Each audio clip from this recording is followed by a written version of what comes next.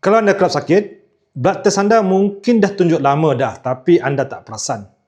Ramai orang tengok result normal tapi sebenarnya tak faham apa maksud white blood cells. Saya pernah bekerja dalam makmal hospital dan analisis full blood count hampir setiap hari.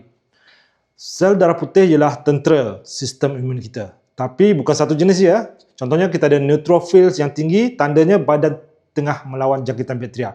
Lymphocytes tinggi biasanya berkait dengan jangkitan virus. Tapi itu bukan semua. Differential count juga boleh beri petunjuk kepada alahan dan jangkitan parasit, penyakit autoimun, keradangan kronik dan lebih serius, leukemia, limfoma, fungsi sumsum tulang, sistem imun yang lemah dan reaksi terhadap ubat ataupun kerosakan tisu. Sebab itu, normal range tak semestinya normal untuk anda. Kita kena tengok pattern keseluruhan, bukan satu angka sahaja. Sokongan sistem imun bukan hanya bila sakit, tapi apa yang kita ambil setiap hari.